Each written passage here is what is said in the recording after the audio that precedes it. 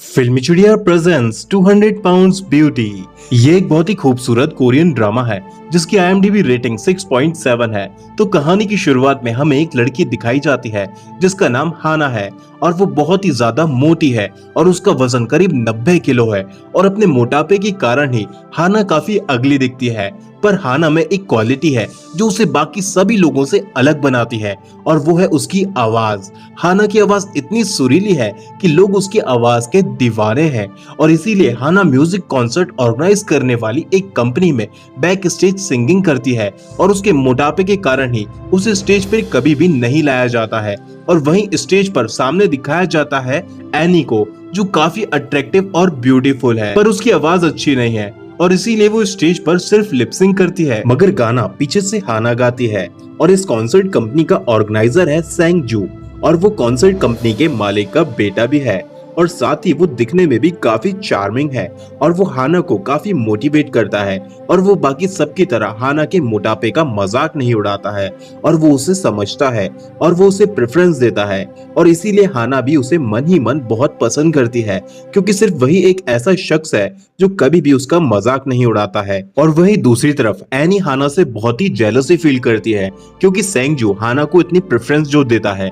हाना की आवाज काफी अच्छी है, इसीलिए वो रात में पार्ट टाइम अर्निंग्स के लिए एक और भी काम करती है।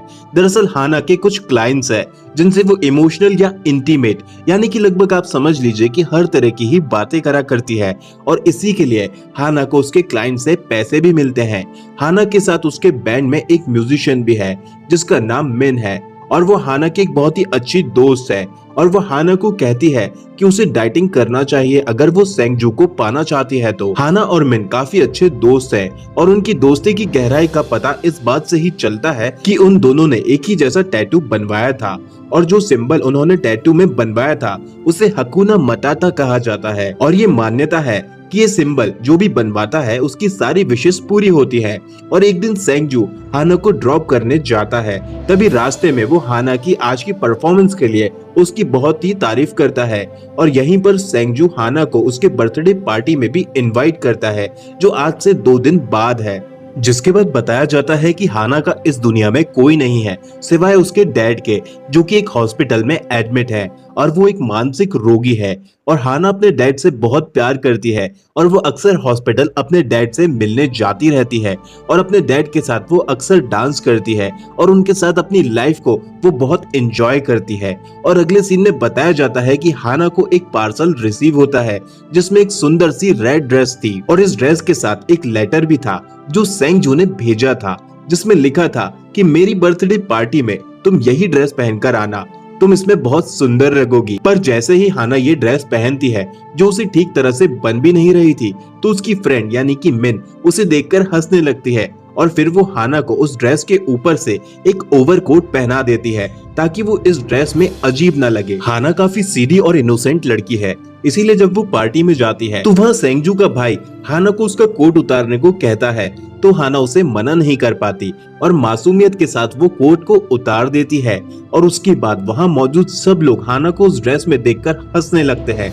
तभी वहाँ पर एनी भी आ जाती है जिसने भी हाना जैसी ही सेम रेड ड्रेस पहनी हुई थी और वो उसमें काफी प्रिटी लग रही थी। और यहाँ हमें इस बात का पता चलता है कि ये ड्रेस सेंगजू ने नहीं बल्कि सेंगजू के नाम से एनी ने भेजी थी ताकि वो हाना को नीचा दिखा सके और खुद की ब्यूटी की तारीफें बटोर सके। और हाना को ये सब काफी अनकंफर्टेबल लगता है और वो अपसेट होकर वहाँ से उठकर चली जाती है और सेंगजू भी यहाँ पर एनी को सेम ड्रेस में देखते ही सब कुछ समझ जाता है और फिर वॉशरूम में वो एनी को ले जाकर इस बारे में बात करता है और वो वहाँ एनी को समझाता है कि हाना हमारे कॉन्सर्ट्स का सबसे अहम हिस्सा है और अगर गलती से भी वो चली गई तो हम सब सड़क पर आ जाएंगे, इसीलिए उसे अहमियत देना बहुत ही ज्यादा जरूरी है और इसीलिए मैं भी उसे अहमियत देता हूँ। वो टैलेंटेड जरूर है पर वो मोटी और अगली है और तुम ब्यूटीफुल और सेक्सी हो और इसीलिए वो तुम्हारी जगह कभी नहीं ले सकती है। पर सेंगजू और एनी को ये नहीं पता था कि काफी समय से हाना भी वहीं वॉशरूम में ही बैठी रो रही थी और वहीं से उसने सेंगजू और एनी की सारी बातें सुन ली थी। और सेंगजू जिसे हाना सबसे ज्यादा मानती थी और अब उसी के मुंह से ये सारी बातें सुनने के बाद तो हाना बहुत ही ज्यादा डिप्रेस्ड हो जाती है और अब हाना इतनी ज्यादा डिप्रेस्ड हो चुके हैं कि वो सुसाइड करने का इरादा बना लेती है। पर इससे पहले कि वो सुसाइड अटेम्प्ट करती तभी वहाँ पर उसके एक क्लाइंट जो कि एक कॉस्मेटिक सर्जन था, वो कई दफा हाना को कॉल करता है, पर हाना टेंशन में कॉल रिसीव नहीं करती है। तो वो हाना के लिए एक वॉइस मेल छोड़ता है और वो वॉइस मेल में हाना को मिलने बुला रहा था, क्योंकि वो आज तक हाना से कभी मिला नहीं था। और वो वॉइस मेल में ही उसे ये भी बताता है कि उसकी वाइफ की उसने पूरी सर से लेकर पैर तक की प्लास्टिक सर्जरी करी हुई है। और ये बात जानकर हाना सुसाइड का प्लान कैंसिल कर देती है और वो भी अब ये सोच लेती है कि वो भी अपनी प्लास्टिक सर्जरी करवाएगी और खुद का पूरा मेकओवर करके पूरी चेंज हो जाएगी। और फिर हाना अगले ही दिन उस डॉक्टर के पास मिलने चली जाती है जो उसका क्लाइंट था, और वो डॉक्टर को उसकी भी प्लास्टिक सर्जरी करने के लिए बोलती है, पर ये एक बहुत ही महंगा प्रोसीजर होता है और इतना पैसा हाना के पास नहीं है। पर हाना कहती है कि वो इंस्टॉलमेंट्स में सारा पैसा चुका देगी। तो डॉक्टर हाना से कहता है कि ये कोई बैंक नहीं है और जब तुम्हारे पास इतने पैसे हो तभी आना। और फिर डॉक्टर सिक्योरिटी बुलवाने लगता है हाना को बाहर निकलवाने के लिए, कि तभी हाना डॉक्टर को बताती है कि वो वही लड़की है जिससे रात में डॉक्टर इंटीमेट बातें करा करता है।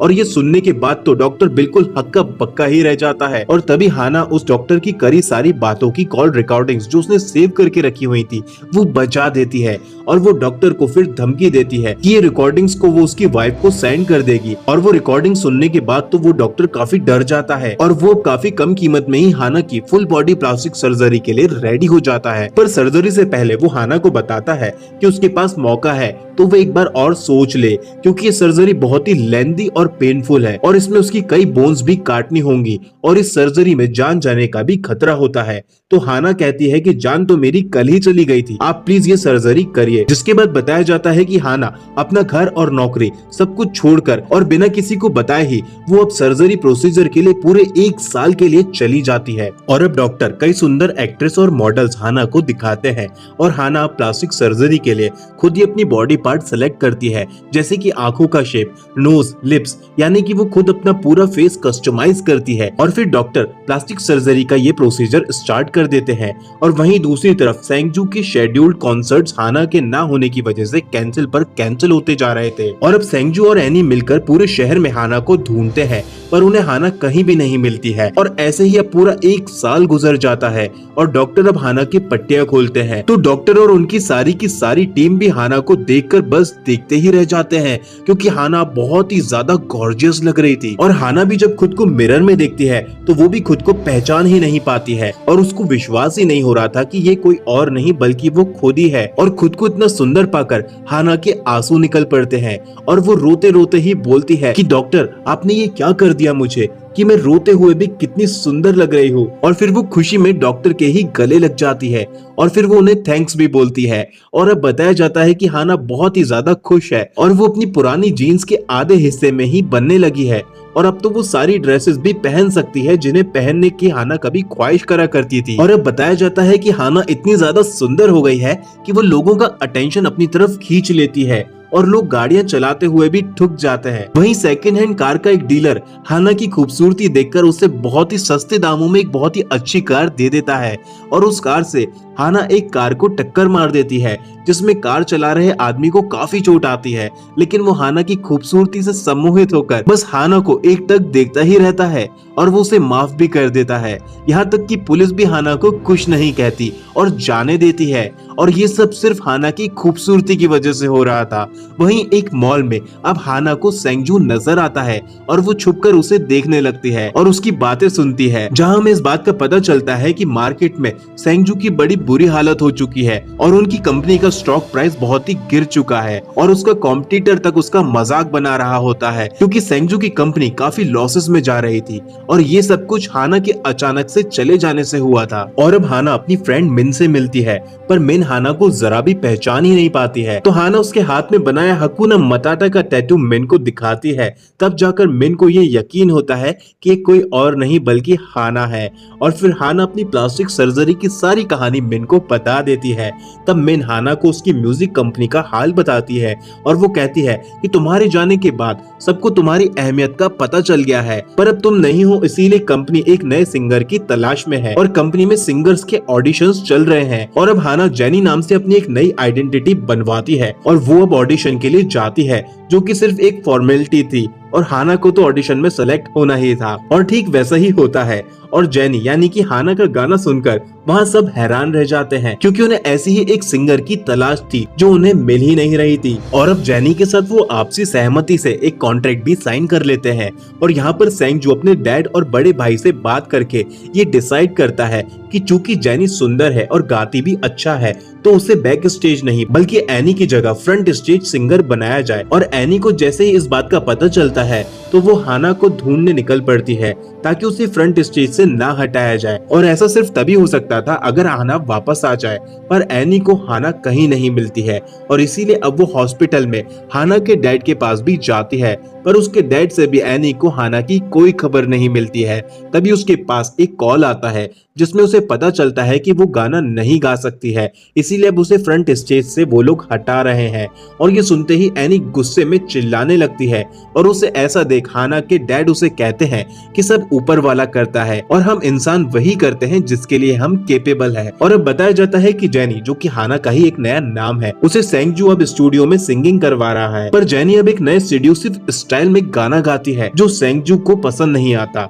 और फिर वो जेनी को हाना की पुरानी रिकॉर्डिंग्स दिखाता है और उसे कहता है कि क्या तुम इसके जैसे नहीं गा सकती हो। तो जेनी कहती है कि ये तो मोटी और बड़ी भद्दी दिखती है, इसमें क्या खास बात है। और ये बात सुनकर सेंगजू को काफी गुस्सा आ जाता है और वो कहता है कि अगर तुम यहाँ हो तो सिर्फ इसी की बदौलत हो और तुम इसके नाखून के बराबर भी नहीं हो। ये जैसी भी है मेरे लिए बहुत खास है। और सेंगजू के मुंह से हाना के लिए ऐसी बातें सुनकर अब जेनी यानी कि हाना बहुत खुश होती है। और अब जेनी डिसाइड करती है कि वो सेंगजू को सब कुछ सच बता देगी कि वही हाना है, पर उसकी फ्रेंड मिन उससे सच बताने से मना करती है। और जब जेनी अब सेंगजू के साथ एक शाम डिनर पर जाती है तो उसे इस बात का पता चलता है कि सेंगजू को प्लास्टिक सर्जरी बिल्कुल भी पसंद नहीं है। और फिर इसी डर से कि कहीं वो उसकी प्लास्टिक सर्जरी की वजह से उसे रिजेक्ट ना कर दे, इसीलिए वो उसे सच नहीं बताती है।